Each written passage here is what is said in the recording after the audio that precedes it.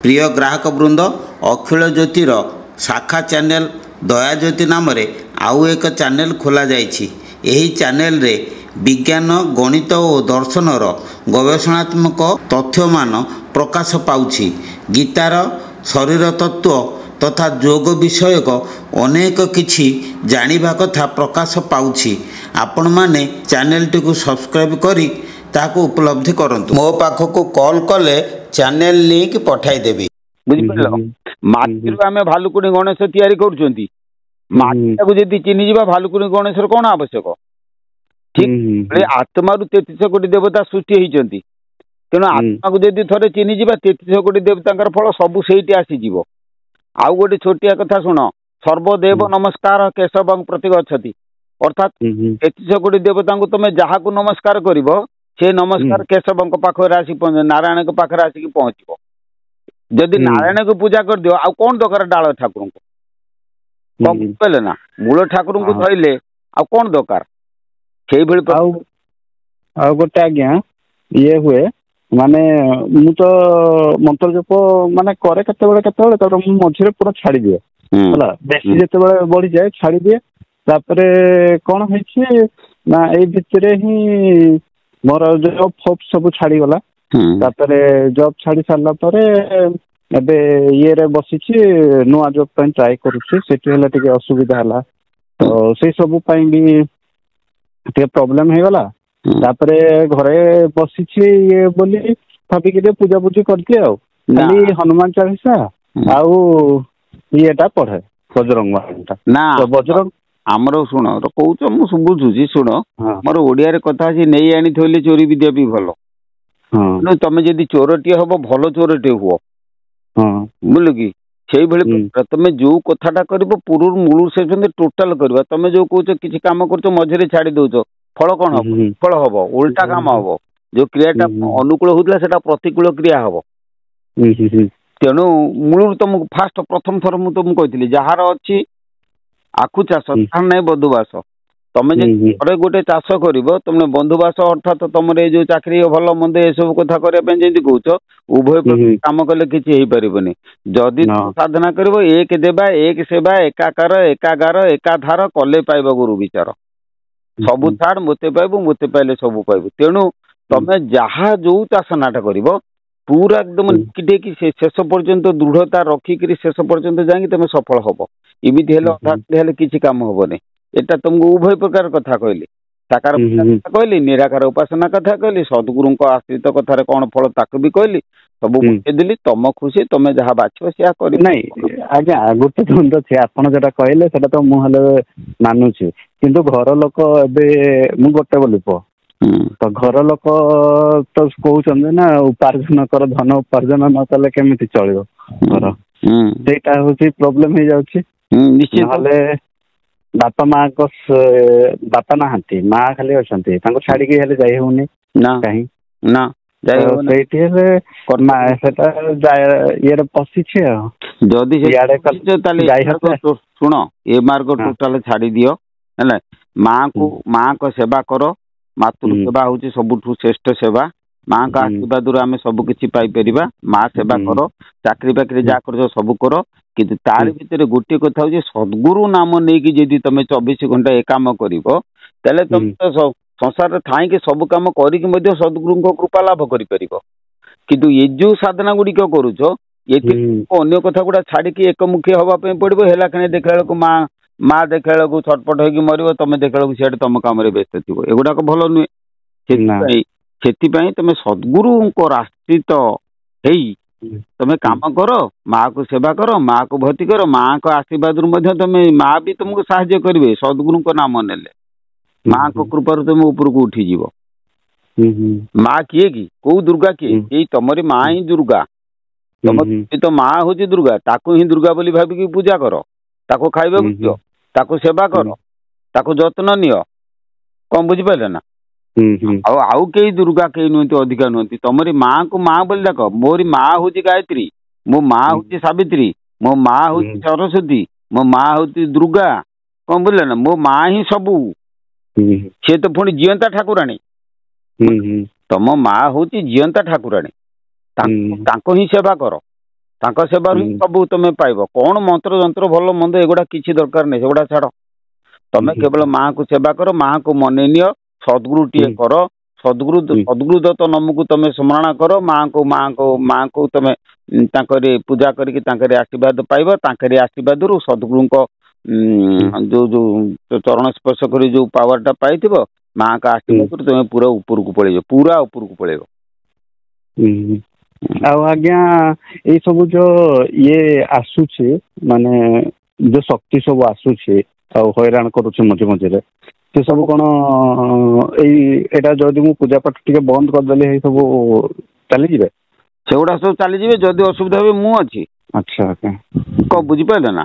କାହିଁକି ଏଇ 3 ଦିନ ତଳେ ଗୋଟେ ସ୍ୱପ୍ନଟେ ଦେଖିଲି। ସ୍ୱପ୍ନରେ ଗୋଟେ ଜଣକୁ ଦେଖିଲି, ସେ କିଏ ଥିଲେ ମୁଁ ଜାଣିନି, ଲଣ୍ଡା ହେଇକିନା ଥିଲେ, ତେଲଟାରେ ଚୈତନ୍ୟ ବାନ୍ଧିଥିଲେ।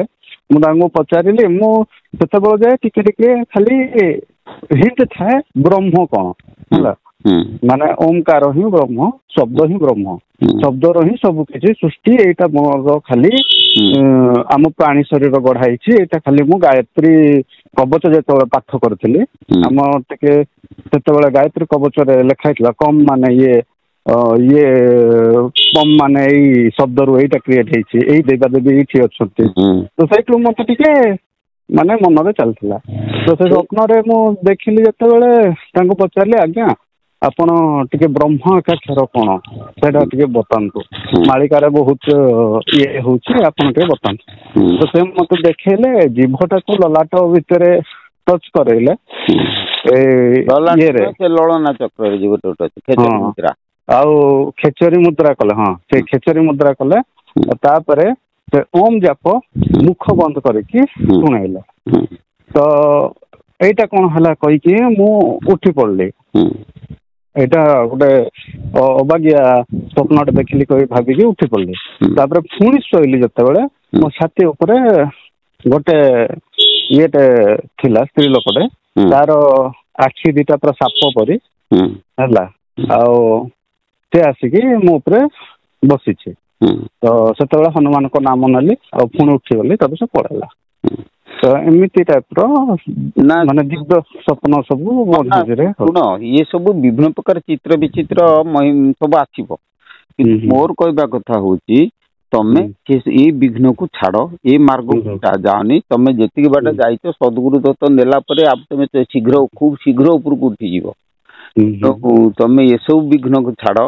ଏସବୁ ଆଉ ଇଚ୍ଛା ହଉନି ମତେ ବି, କାହିଁକି ବାରମ୍ବାର ଶୋଇଲା ବେଳେ ଇଏ ହେଲେ ସେଇ ଶବ୍ଦ ସବୁ ଶୁଣା ଯାଉଛି, ସେ ସବୁ ବିଘ୍ନ କ୍ରିଏଟ ହଉଛି, ଡର ଲାଗୁଛି ମନରେ ମଝି ମଝିରେ। ବାସ୍, ତମେ ଯଦି ବିଷ୍ଣୁ ବାବାଙ୍କ କଥାକୁ ମାନିବ, ତାହେଲେ ତମେ ଆମର ସେ ଯୋଉ ଏପିସୋଡ ଗୁଡାକ ଆହୁରି ମଝିରେ ମଝିରେ ଦେଖ, ତାକୁ ମଝିରେ ଶୁଣ, ତାକୁ ଛାଡି ଦିଅ। ଆଉ ସେଇ ଯୋଉ ବିଘ୍ନ ଗୁଡାକ ସବୁ ତମ ଯୋଉ ଡର ଲାଗୁଛି ଯେ କାଳେ କେମିତି ପୁଣି କଣ ହେଇଯିବ କି ଅସୁବିଧା ହେଇଯିବ, ହେଲା କି, ତା ପାଇଁ ତମେ ପୁରା ପର୍ବତ ତୁଲ୍ୟ ଦରବାର ତୁଲ୍ୟ ବିଶ୍ୱର ବାବା ଦୟାନିଧି ପରମହଂସଙ୍କୁ ତମେ ଧର, ହେଲା। ସିଏ ତମ ପାଖରେ ଛିଡା ହେଇକି ସେଗୁଡାକ ସବୁ ଦୂରେଇ ଦେବେ। ଦୂରେଇ ସାରିକି ତୁମକୁ ଠିକ ମାର୍ଗକୁ ଆଣିବେ। କଣ ବୁଝିପାରିଲେ? ଯେହେତୁ ରିସର୍ଚ୍ଚ କରୁଛି, ମୁଁ ଓଡିଶା ସାରା ସବୁ ୟୁଟ୍ୟୁବ ଭିଡିଓ ଛାଡୁଛି, ରିସର୍ଚ୍ଚ କରୁଛି। ମୁଁ ଯେ ବିଷୟରେ ରିସର୍ଚ୍ଚ ନ କରିଛି ତାହା ନୁହେଁ, ବୁଝିପାରିଲେ ନା। ତାଙ୍କ ନାଁଟା କଣ କହିଲେ ଆଜ୍ଞା? କା ନା? ଆଉ ଥରେ ସେ ସଦ୍ଗୁରୁଙ୍କ ନାଁ? ବ୍ରହ୍ମ ଅବଧୂତ ଠାକୁର ଶ୍ରୀ ଶ୍ରୀ ଦୟାନିଧି ପରମହଂସ ଦେବ। ଦୟାନିଧି ପରମହଂସ ଦେବ। ସିଏ ହଉଛି ଆମର ଗୁରୁ ଇଷ୍ଟ, ବୁଝିଲେ କି। ତାଙ୍କ ବାହୁ ଛାୟା ତଳେ ହିଁ କେବଳ ଆମେ ରହିଛୁ। ଆଉ ସିଏ ଯଦି ଆମକୁ ଘଣ୍ଟ ଗୋଡେଇକି ରଖିବେ, ବିଶ୍ୱ ବ୍ରହ୍ମାଣ୍ଡରେ ଆମର କେହି ଆମ ରୁମ ସ୍ପର୍ଶ କରିପାରିବେନି। ତେଣୁ ତମେ ଯାହାର ଆଜ୍ଞାରେ ପର୍ବତ ସୋଲ ପରିଭାଷୀ, ଦୁର୍ଦ୍ଦଶା କେତେକ ମାତ୍ର ପୁଣି ସେନ ଘୁଞ୍ଚେ। ସେ କଥା ନୁହେଁ, ତମେ ମାଇଣ୍ଡ ମେକଅପ୍ କର। ଯଦି ତମେ ପ୍ରକୃତ ବାଟକୁ ଆସିବା ପାଇଁ ଚାହୁଁଛ ଏବଂ ବିଶ୍ୱର ବାବାଙ୍କ କଥାକୁ ଯଦି ମାନିବା ପାଇଁ ତମେ ଇଚ୍ଛା ଅଛି, ତାହେଲେ ଏଠି ଆସ, ମୁଁ ତମକୁ ସେଇ ମାର୍ଗ ହିଁ କେବଳ ସବୁ କରିଦେବି। କିନ୍ତୁ ସେଗୁଡା ସବୁ ସଂଶୋଧନ କରିଦିଆଯିବ। ସଂଶୋଧନ କରିକି ତମକୁ ଠିକ ବାଟ ଧରେଇ ଦିଆଯିବ। ହଁ ଆଚ୍ଛା, ମୁଁ ଟିକେ ଖାଲି, ମୁଁ ତ ଏବେ ପୂଜା ପାଠ କରୁନି, ମାନେ ମନ୍ତ୍ର ଜପ ବି ବନ୍ଦ ହେଇଯାଇଛି। ଖାଲି ହନୁମାନ ଚାଳିଶାଟା କରୁଥିଲି, ସେଟା ବି ଆଜିଠୁ ବନ୍ଦ କରିଦେବି। ଖାଲି ମୁଣ୍ଡିଆଟା ମାରିବି। ବନ୍ଦ କରିସାରିଲା ସେଗୁଡାକ ପୁଣି ଆସିବ ଜୋର, ବୁଝିପାରିଲେ କି। ଆସିବ ତମେ ତୁରନ୍ତ ଏଠିକି ପଳେଇ ଆସିଲେ ମୁଁ ତମକୁ ଫର୍ମୁଲା କହିଦେମି ରକ୍ଷାଟା କରିଦେମି ହେଲା କି। ତାହେଲେ ଗୋଟେ କଥା ହଉଛି କଣ ତମେ ଯୋଉ ବସିବ ଯୋଉଠି କରିବ ତମେ ଦିଗ ବନ୍ଧନ କରିକି କୁଣ୍ଡଳି କାଟିକିରି ଏଗୁଡାକ ସବୁ ନଖେଣେ ତମକୁ ଆସିକି ସବୁ ପହଞ୍ଚିଯିବେ ନା। ତେଣୁ ଗୋଟେ ଜିନିଷ କରିବା ପୂର୍ବରୁ ତାର ସବୁ ବିଭିନ୍ନ ପ୍ରକାର କାରିକା ଅଛି। କାରିକା ଗୁଡାକ ନ ଜାଣିକି ଆମେ ଖାଲି ବସିଲେ ଅସୁବିଧା ହବ ନା। ଗୋଟେ ମେସିନ ତମେ ଚଲଉଛ ସେ ମେସିନ ବିଷୟରେ ଯଦି ଅଭିଜ୍ଞତା ନଥିବ ସେ ମେସିନ ବନ୍ଦ ହେଇଗଲେ ଥୁକୁଲ ତମେ ଆଉ କିଛି କରିପାରିବନି। ଠିକ ଯୋଉ କଥାଟା କରିବ ତା ଭିତରେ ଅଭିଜ୍ଞତା ରିସର୍ଚ୍ଚ କରିବ ତା ଭିତରେ ପୁରା ତତ୍ତ୍ୱ ଜ୍ଞାନଟାକୁ ଜାଣିବ ତାପରେ କଲେ ଗୁଡାକ ଆଉ ଅସୁବିଧା କିଛି ହବନି ହେଲା। ପାଠ ପଢିଛ ନା? ହଁ ପାଠ ପଢିଛି। କେତେ ବାଟ? ଇଞ୍ଜିନିୟରିଂ ଗ୍ରାଜୁଏଟ ଅଛି। ଗ୍ରାଜୁଏଟ କଣ ଆର୍ଟ୍ସ ନା ଇଞ୍ଜିନିୟରିଂ? ଇଞ୍ଜିନିୟରିଂ ସାଇନ୍ସ ର? ହଁ। ସାଇନ୍ସ କଣ ଆଇଏସି ନା ବିଏସି? ବିଏସସି। ବିଏସସି ପରେ ତମେ କଣ କଲ? ଇଞ୍ଜିନିୟରିଂ କଲି। ହଁ ବିଏସସି ପରେ ଇଞ୍ଜିନିୟରିଂ କଣ କୋଉ ଇଞ୍ଜିନିୟରିଂ କଲ? Electrical electronics. ଇଲେକ୍ଟ୍ରୋନିକ୍ସ କରିଛ ନୁହେଁ କି? ହଁ ଏ ବିଶ୍ୱର ବାବା ହଉଛନ୍ତି ସିଭିଲ ଇଞ୍ଜିନିୟର। ଆଚ୍ଛା। ତେଣୁ ତମେ ଚିନ୍ତା କର ନା ତମେ ତାନ୍ତ ଠିକ ମାର୍ଗରେ ଅଛ। ତମେ ଯଦି ମୁଁ ଭାବୁଛି ମୋ ଫିଲୋସଫି କି ସବୁ ଧରି ପାରିବ ନିଶ୍ଚୟ। ତେଣୁ ହଁ ମୁଁ ଆପଣଙ୍କ ତତ୍ତ୍ୱ ସବୁ ସେ ସବୁ ବୁଝିପାରୁଛି। ଆପଣ ଯୋଉ କହୁଛନ୍ତି ଶବ୍ଦ ତତ୍ତ୍ୱରୁ କେମିତି ଆକ୍ଚୁଆଲି ଆମ ଟିକେ ବ୍ରାହ୍ମଣିଆ ଇଏ ତ ଆମେ ସେ ପଢିଛୁ ମନ୍ତ୍ର ସବୁରେ ସବୁ ଶବ୍ଦ ତମେ ବ୍ରାହ୍ମଣ ହେଲେ ବିଶ୍ୱର ବାବା ବି ବ୍ରାହ୍ମଣୀ। ନାଇଁ ସେଇଟା ମୁଁ କହୁନି ଆଜ୍ଞା। ମୁଁ ମାନେ କହୁଛି ତତ୍ତ୍ୱ କେମିତି ଧରି ପାରୁଛେ। ହଁ ହଁ ନିଶ୍ଚିନ୍ତ ତତ୍ତ୍ୱଟା ଏମିତି ନା ଶବ୍ଦରୁ ହିଁ ସବୁ କିଛି ସୃଷ୍ଟି ହେଇଛି। ଶବ୍ଦ ହିଁ ମୂଳ। ଆଉ ତାପରେ ମାଳିକା ହେଲେ ବହୁତ ଥର ଶୁଣିଛି ପରୀକ୍ଷା ବି କରିଛି ମାଳିକା ସତ ନା ମିଛ ସତ ସାବ୍ୟସ୍ତ ହେଇଛି। କାହିଁକି ନା ବାପା ମୋର ଗାଉଥିଲେ ଶ୍ରାବଣେ ଫାଟିବ ଭୁଇଁ ବୈଶାଖେ ଫୁଟିବ। ଅନ୍ଧବିଶ୍ୱାସ ଶୁଣ ସାଇନ୍ସ ପିଲା ହେଇକି ସେଗୁଡାକ ସବୁ ଧର ନା। ଗୋଟେ ସାଇନ୍ସ ପିଲା ସତ୍ୟକୁ ଧର ବୁଝିପାରିଲ। କେବଳ ସାଇଣ୍ଟିଫିକ ୱେରେ ସବୁ ଗୁଡାକ ବୁଝଉଛି। ବିଶ୍ୱ ବ୍ରହ୍ମାଣ୍ଡରେ 4ଟା ନୂଆ ଜିନିଷ ବାହାର କରିଛି ଭାରତ ଓଡିଶା ନୁହେଁ ପୃଥିବୀରେ କୋଉଠି ନାହିଁ। ନୂଆ ଗଣିତ 20 ବର୍ଷ ଲାଗେ ବାହାର କରିଛି ସେ ଗଣିତ ପୃଥିବୀରେ ନାହିଁ। ସେ ଗଣିତ ନାଁ ହଉଛି the fundamental theory of remaining fraction ହେଲା। ଖଣ୍ଡିଏ ବହି ଲେଖିଛି ମୋ ପୂର୍ବରୁ ଆମ ଭାରତ ବର୍ଷରେ କୌଣସି ମହାପୁରୁଷ ଲେଖି ନାହାନ୍ତି। ନାଁ ହଉଛି ଦ ଥିଓରି ଅଫ ଆବସୋଲ୍ୟୁଟନେସ। ବୁଝିଲେ ତାକୁ ବୌଦ୍ଧ ଜୈନ ଖ୍ରୀଷ୍ଟିଆନ ସମସ୍ତେ ପଢିବେ ସେ ବହିଟାକୁ। ମୋ ପାଖରେ ବର୍ତ୍ତମାନ 2ଟା କମ୍ପ୍ୟୁଟର ଅଛି। ଲକ୍ଷ ଟଙ୍କା ଖର୍ଚ୍ଚ କରି ଅଡିଟୋରିୟମ ମୁଁ କରିଛି। କ୍ୟାମେରା ଫ୍ୟାମେରା ସବୁ ମୁଁ ରଖିଛି। ସକାଳୁ ରାତି 4ଟାରୁ ଉଠି କାମ ସାରିକି ମୁଁ କେବଳ ବହି ଲେଖେ ରିସର୍ଚ୍ଚ କରୁଛି ବ୍ରହ୍ମାଣ୍ଡ ରହସ୍ୟ ବିଷୟରେ। ଆମର ଏଇ ଯୋଉ ପଞ୍ଚସଖା ତତ୍ତ୍ୱ କହୁଛ ବ୍ରହ୍ମ ଏକାକ୍ଷର ଅମକ ଦମକ ତା ବିଷୟରେ ତ ସବୁ ଛାଡି ସାରିଛି ମୁଁ। ଆଉ ଯଦି ମୋ ସଂସ୍ପର୍ଶରେ ଆସିବ ଏ ସବୁ ରହସ୍ୟ ଗୁଡାକ ତମେ ଜ୍ଞାତ ହେଇପାରିବ। ଆଜ୍ଞା ଆପଣଙ୍କ ଭିଡିଓ ମୁଁ ଦେଖୁଛି ଏଟା 2 ଦିନ ହେଲା। ମୁଁ କାଲି କେମିତି ଭାଗ୍ୟକୁ ମିଳିଲା ଭିଡିଓଟା ଚଲଉ ଚାଲିଗଲା ଯେତେବେଳେ ଧୀରେ ଧୀରେ ଗୋଟେ ଭିଡିଓ ଦେଖିବାକୁ ଲାଗିଲା କେମିତି ପ୍ରାଣାୟାମ କରା ହୁଏ କଣ ଆଖି ମାନେ ନାକ ଶିରାରେ କେମିତି ଇଏ କରା ହୁଏ ବାୟୁ କେମିତି ଶୋଧନ କରା ହଉଛି ଶବ୍ଦ ଜାଣିଛ ଆଉ କଣ। ହଁ ତ ସେ ସବୁ ଦେଖୁଛି ଭଲ ଲାଗିଲା। ତାପରେ ମୁଁ ପଚାରିଲି ମୁଁ ଏଇଟା କୁଆଡେ ଫସିଗଲି କି ଆଗକୁ ବଢି ପାରୁନି କି ପଛକୁ ହଟି ପାରୁନି। ମୁଁ ଏଟା ପୂଜା ପାଠରେ ଟିକେ ବେଶୀ ଇଏ ହେଇଗଲି ଯେ ଆଗକୁ ବି କିଛି କାମ କରି ହଉନି କାମନା ଶକ୍ତି ବେଶୀ ବଢି ଯାଉଛି। ଏଟା ତ ହେବା କଥା ନାହିଁ। ମୁଁ ତ ପୂଜାରେ ଧ୍ୟାନ ଦଉଛି ଭକ୍ତି ମାର୍ଗରେ ରହୁଛି ଏସବୁ କାହିଁ ହଉଛି। ଏଗୁଡାକ ସବୁ ଦମନ କରିବା ପାଇଁ ବ୍ରହ୍ମଚାରୀ ବିଶ୍ୱମ୍ବର ଦାସ ତମକୁ କେବଳ ସାହାଯ୍ୟ କରିବେ ବୁଝିଲ।